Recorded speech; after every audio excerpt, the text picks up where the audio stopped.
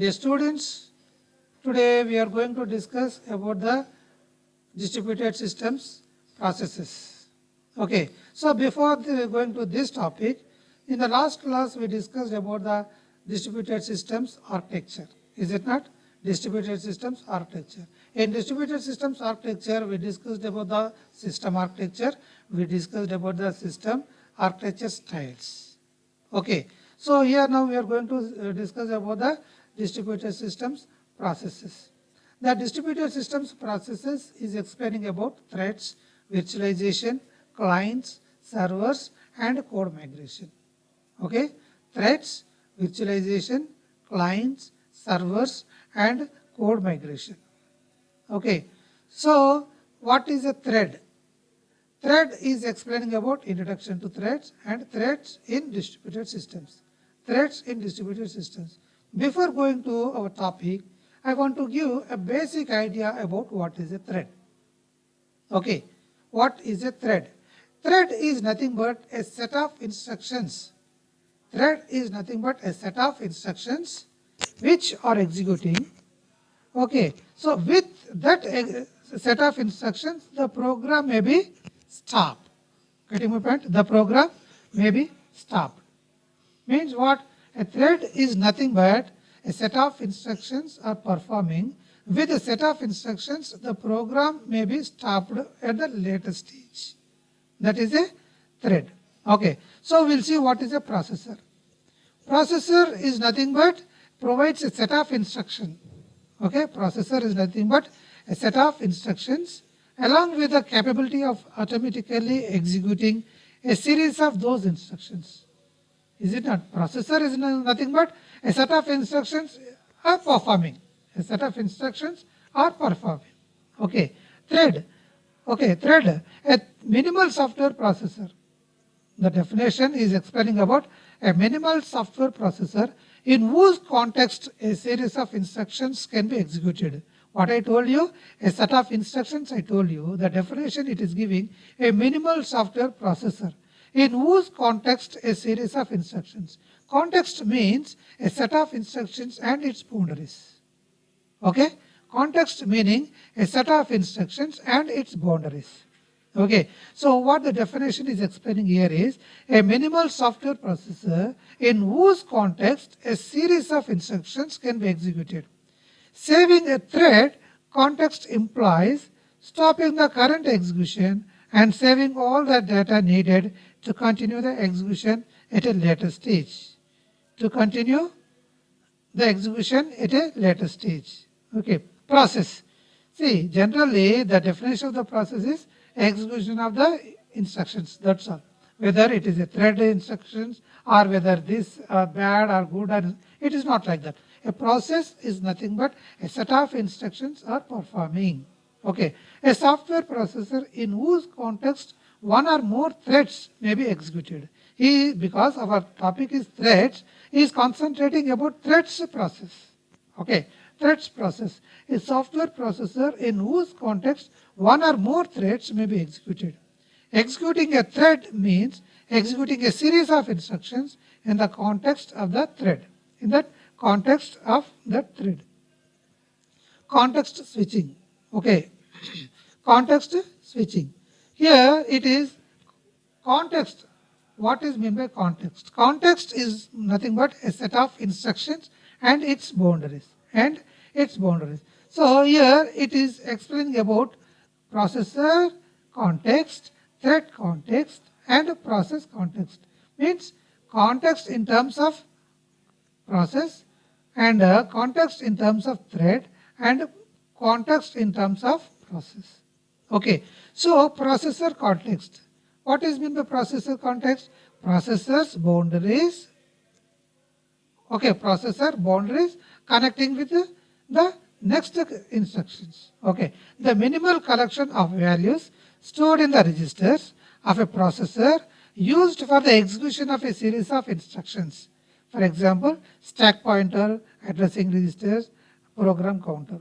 He is explaining about a few internal parts, is it not? Stack pointer, addressing registers, or program counter, or any register also, is it not? you studied about the subject. So we have different types of instructions with different types of registers. Okay, code register and data register and instruction pointer. Okay, program counter. So any instructions will be stored some instructions, and it is the connection of the instructions. Okay, processor context, it is the processor's part boundaries. Processor part boundaries. That part is connected with the other mechanisms of the system. Okay, thread context. Thread context in terms of threads. Okay, the minimal collection of values stored in registers and memory used for the execution of a series of instructions. Okay, minimal collection of values stored in registers and memory. Okay, for example, processor context or state machine. Okay, and process context. The minimal collection of values stored in registers and memory used for the execution of a thread. Okay, that is thread context, but now also at least memory management unit register values. Memory management register values means all the registers are there in memory management also is considered. Okay. Context switching in large application. How the context is switching in large applications. See, what is a context? It is a part of the instructions are connecting with the other part. Okay, so a large application is commonly a set of cooperating processes. Yes, see, it is a part plus part plus part plus part is a large, is it not? A large application is commonly a set of cooperating processes communicating via IPC, which is expensive. Okay, communicating with the IPC protocol is expensive, so that it is connecting with the threads. Okay, switch from user space to kernel space. Okay, switch from user space to kernel space, and here you can see that it is kernel space to user space. Okay, you can see here in this diagram process A and process B. Okay, from process A and to process B, the instructions are performing with the operating system.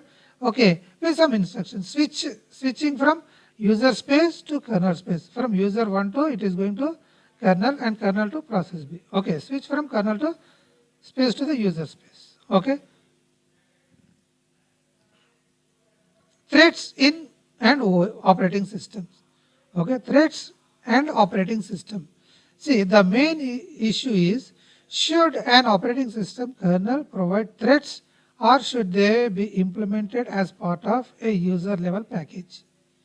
Issue is, should an operating system kernel provide threads, or should they be implemented as part of a user level package? See, the instructions should communicate with only the operating system. So always the operating system should be operative, should be communicate. Without the operating system, we cannot do anything, is it not? So user space solution. Nothing to do with the kernel, is it not? Operating system is necessary, nothing to do with the kernel, can be very efficient. But everything done by a thread affects the whole process. With the thread, it affects the whole process. So what happens when a thread blocks on a system call? What happens when a thread blocks on a system call? Okay, can we use multiple CPUs or cores? We are going to discuss about these 2 points. Okay, we can see hybrid system. Okay, hybrid system, that is Solaris system. Here you can see the 2 levels. Use 2 levels, user space, kernel space. Okay, use 2 levels, multiplex user threads on top of lightweight process, that is kernel threads. Okay, you can see user space and kernel space. See, threads are stored in the instructions. Okay, threads are stored. Okay, and it is connecting to the processes. Threads are connecting to the processes. Okay, lightweight processor executing a thread. right? The processor is executing the thread, right? When a user level thread does a system call, the lightweight process blocks. The lightweight process blocks. When thread it is executing, a process will block. Thread is bound to lightweight process. Thread is bound to the lightweight processor. Okay. Kernel schedules another lightweight process. When a process is blocking, so kernel is going to initiate the one more processor. Is it not? Context switches can occur at the user level. Context switches can occur at the user level, kernel level. Kernel, user level, the context, see, one way it is blocked and it is initiating the other instruction set. Okay. When no threads to schedule, a lightweight processor may be removed. When the processor is not performing anything, so the connection will be removed. Okay. Threads and distributed systems. Threads and distributed systems. Multi-threaded clients, main issue is hiding network latency. Okay. So in multi-threaded clients, the issue is hiding network latency. Multi-threaded web client. Browser scans HTML and finds more files that need to be fetched. Is it not? When you open the system, when you open the browse to get information about a particular the data, okay, so you will fetch many files. Is it not? Each file is fetched by a separate thread, each issuing an HTTP request. Is it not? That means the information you are retrieving from the system is in one server. We'll have one HTTP request. Is it not? From different servers, we are getting the information through HTML request. Okay, and it will be fetched to the thread. As files comes in, the browser displays them. Is it not? How many files you want to see in the request? So it will list out. Okay, so that you can see. Multiple request response calls to other machines. Okay, remote process control. Multiple request response calls to the remote process control. Right. Client issues several calls, each one by a different thread. Is it not? When you request something and you will retrieve that with a different thread. Wait till all return. If calls are to different servers, we'll have a linear speedup. Okay. If calls are to different servers, we'll have to linear speedup. Is it not? We are retrieving the information from the different servers, so it will be a linear speedup. Okay. A finite state machine. A finite state machine. A state machine consists of state variables which encode its state. Which encode its state. What is the state of that? And commands which transform its state. Is it not? See, finite state machine is having its state. What is the state of that? Okay. So what is the state of that means?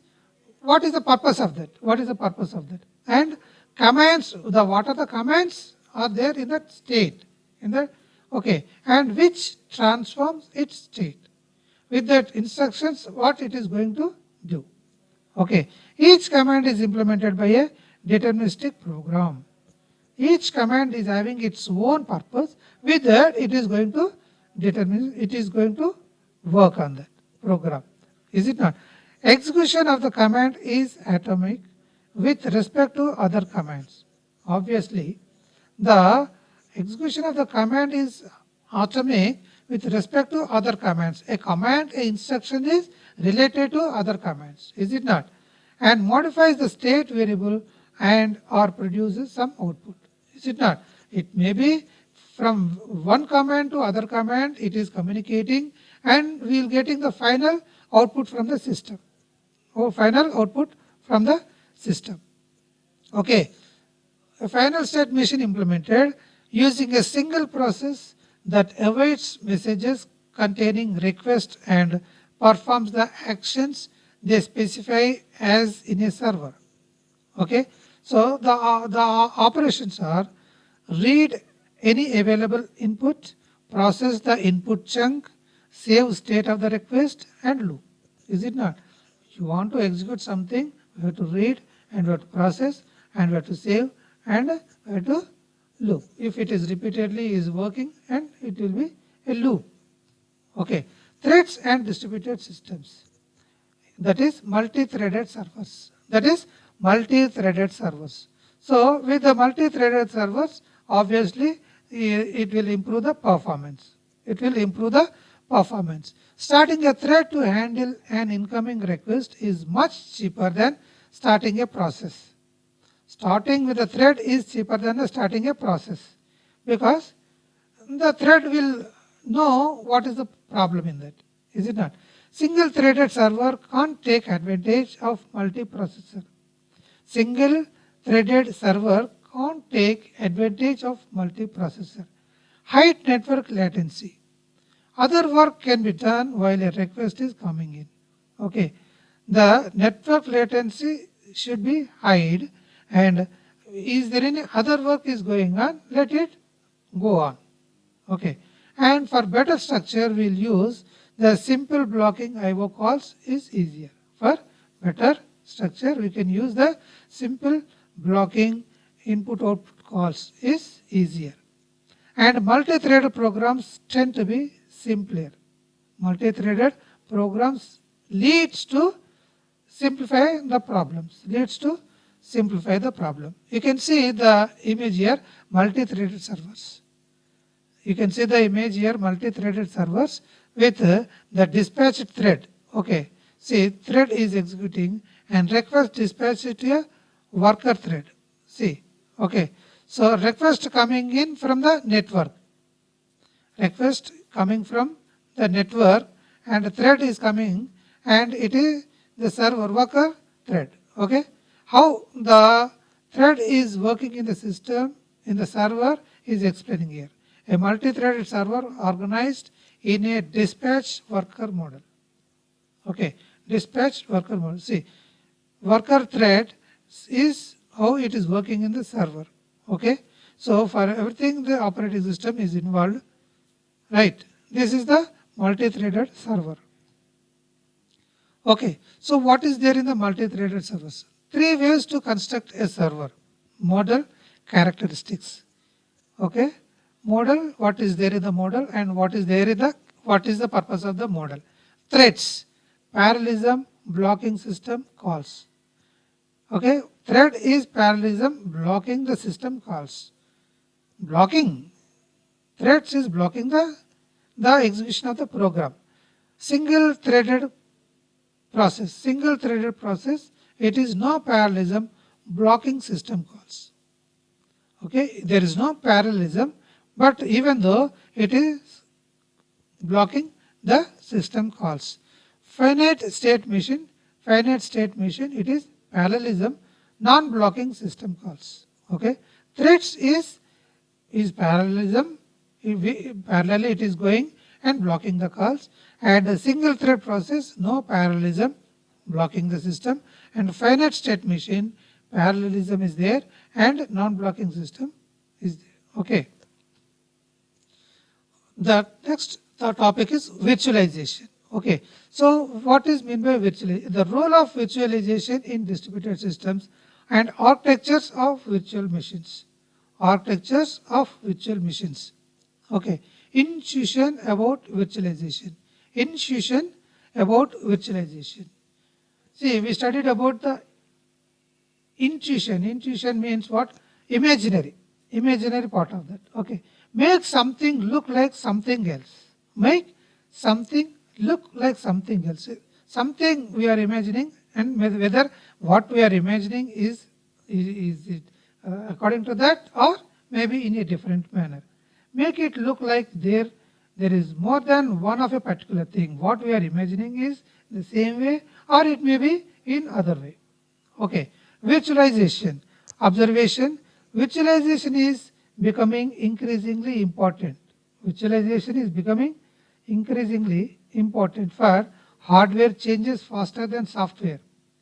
Hardware changes faster then software, easy of portability and code migration, isolation of failing or attacked components. Hardware changes are upcoming faster than software. Is it not? See, we can buy so many components, hardware components, which are combined with the software and with the simplified purpose. Okay, simplified purpose. So hardware changes faster than software. To build a software, it takes time, but we can purchase the software which is hardware easily. Is it not? So easy of portability and code migration. The embedded system easily you can portable, easily you can take somewhere and it is easy to attach. Isolation of failing or attacked components. Components are always is isolated, will connected with the other components. Okay, a virtual machine can support virtual processes or a complete system depending on the abstraction level where virtualization occurs. Where virtualization occurs. Some virtual machines support flexible hardware usage and software isolation, while others translate from one instruction set to another. Others translate from one instruction state to other instruction state. Okay, abstraction and virtualization apply to disk storage. Applied to disk storage. Here we can see A and B. Abstraction provides a simplified interface to underlying resources, and B is virtualization provides a different interface or different resources at the same abstraction level. Okay, in first A, that is what happens. Abstraction is providing with a simplified interface of file 1 to file 2.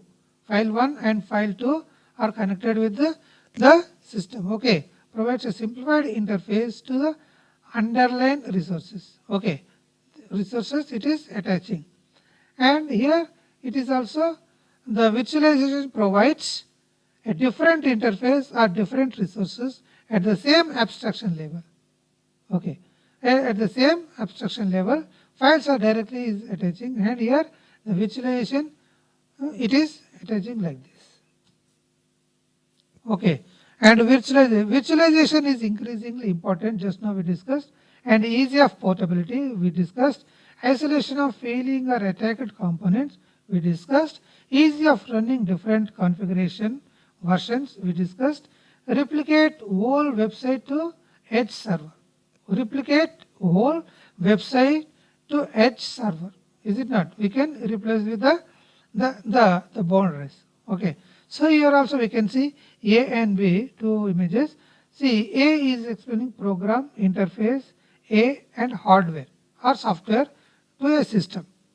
Program is interfacing with A to the system. Here program interfacing with A, implementation of mimicking A on B, interface B, hardware or software system to B. Okay, here A program A and program B are combining and it is connecting the hardware and software. Okay, here it is one program is interfacing to the hardware or software. Is it not? General organization between a program and general organization of a virtual system. In virtual system, what happens? The number of applications, programs are fetching and interfacing and connecting to the hardware. Okay, so interfaces offered by computer systems. Computer systems offer different levels of interfaces.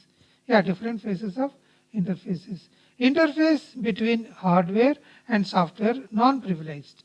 Okay, interface between hardware and software are non-privileged. Interface between hardware and software are privileged system calls and libraries. Okay, so virtualization can take place at very different level. Virtualization takes place at a very different level, strongly depending on the interfaces as offered by various systems components. Okay, so by using the virtual machines directly, it is combining the programs and it is connecting to the software or hardware. We can see library functions, system calls, and privileged instructions. to application, library application, operating system and hardware. Is it not?